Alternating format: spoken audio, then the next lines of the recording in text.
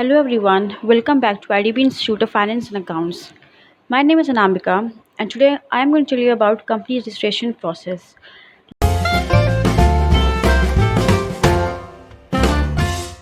Last video मैंने आपको company के बारे में बताया था, उसके फीचर्स बताए थे, एडवांटेजेस, डिसएडवांटेजेस के बारे में बताया था।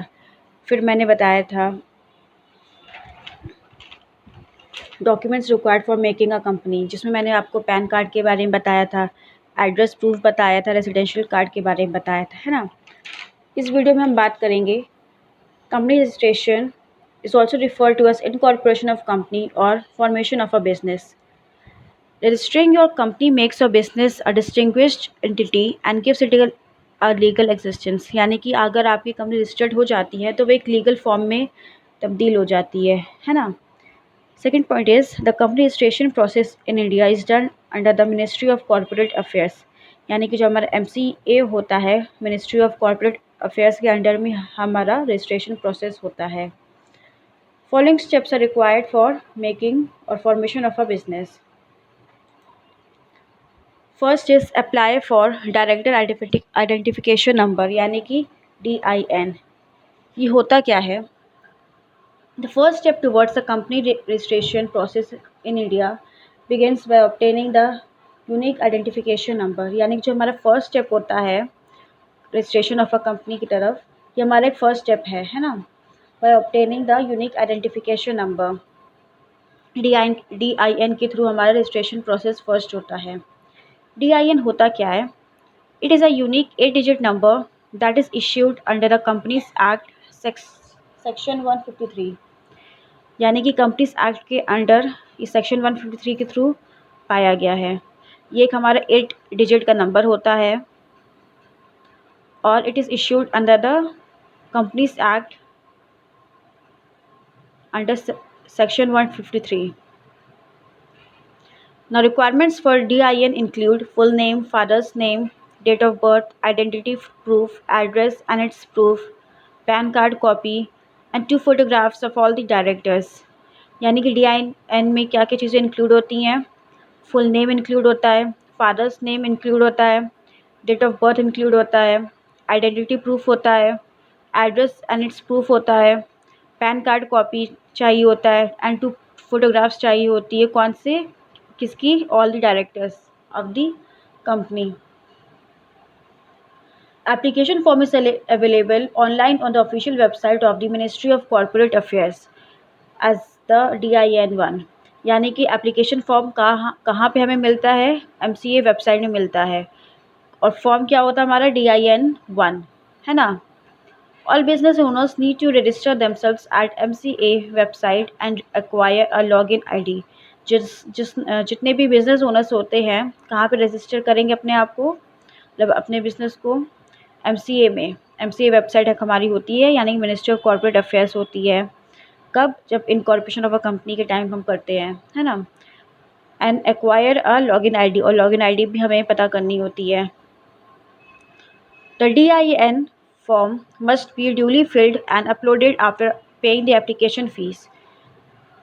DIN application form is charged a nominal INR 100 rupees and takes about 1 day for execution। यानी कि जो DIN होता है फॉर्म,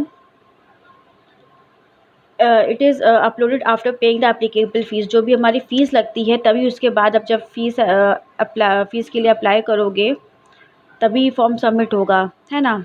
और वो कितने तक का फॉर्म आता है? 100 रुपये तक का फॉर्म मेनली आता है ना। And takes about the 1 day for execution.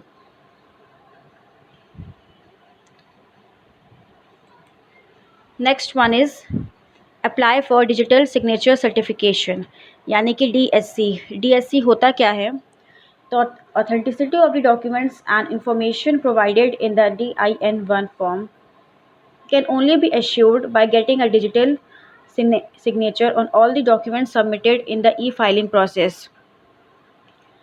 यानी कि जो DIN-1 होता है, it can only be assured by getting a valid signature on all the documents submitted in the e-filing process। जो भी हमारी e-filing process चल रहा होता है तभी हमारा DSC तभी वैलिड होता है ना।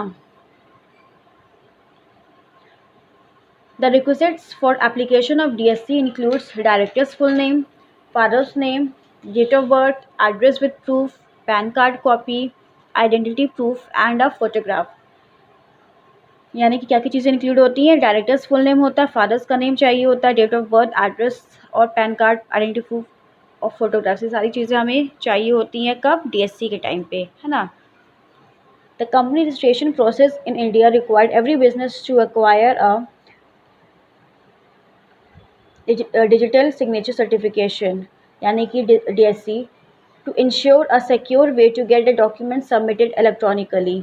जो भी हमारे डॉक्यूमेंट्स होते हैं वो इलेक्ट्रॉनिक फॉर्म में तभी सबमिट होते हैं जब आपके पास DSC अवेलेबल हो जाता है, यानी DSC जब आपका बन जाता है तभी सारे लीगल डॉक्यूमेंट्स आप DSC के थ्रू ही सबमिट करते हैं, है ना। वो एक ऐसा पेन ड्राइव की तरह होता है और उसी में सारी जो भी आप उसको लगाओगे तो सारी भी डॉक्यूमेंट्स उसी के थ्रू सबमिट होती हैं, है ना। Normally, the DSC is valid for a period of 1 or 2 years and after expiry it should be renewed। यानी कि DSC जो होता है वैलिड कितने टाइम के लिए होता है? 1 या 2 साल के लिए ही वैलिड होता है, उसके बाद ये जो है रिन्यू हो जाता है। Application fees for acquiring a DSC range from INR 800 to 5,999। यानी कि DSC का रेंज कब से स्टार्ट होता है?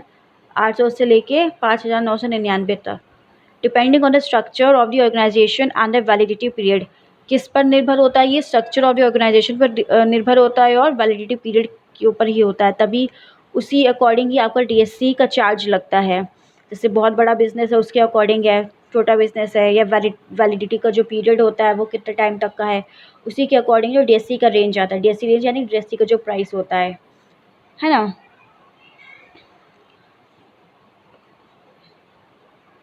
Now third one is filing for new user registration। It is important to get registered on the MCA portal। यानी कि MCA portal का मतलब क्या होता है? MCA की जो वेबसाइट होती है उसी को हम MCA पोर्टल बोलते हैं। यानी कि it is important to get registered, हमें जो है मतलब हमारे लिए बहुत ही ज़्यादा इम्पोर्टेंट है कहाँ पे रजिस्टर्ड होना? MCA के पोर्टल में। You need to create a user account for filing an e-form, carrying out different transactions and paying prescribed fees। यानी कि you need to create a user account। आप लोगों को जो यूज़र अकाउंट बनाना पड़ेगा to file an e form को file up करने के लिए यूज़र अकाउंट बनाना ही है। It is must for everyone, okay. while incorporating a company, carrying out different transactions and paying prescribed fees। जो भी फीस लगती है उसे हमें कहीं ना कहीं हमें पे करना रहता है, जितने भी डॉक्यूमेंट्स लीगली जो फाइल होते हैं, है ना। MCA does not charge any fee for creating an account. जो हम अकाउंट बनाते हैं, अकाउंट बनाने का कोई भी चार्ज नहीं लगता है। MCA does not charge any fee, यानी कि एनी फ़ी कोई भी चार्ज नहीं लगता है कब? अकाउंट बनाने के टाइम पे, ठीक है।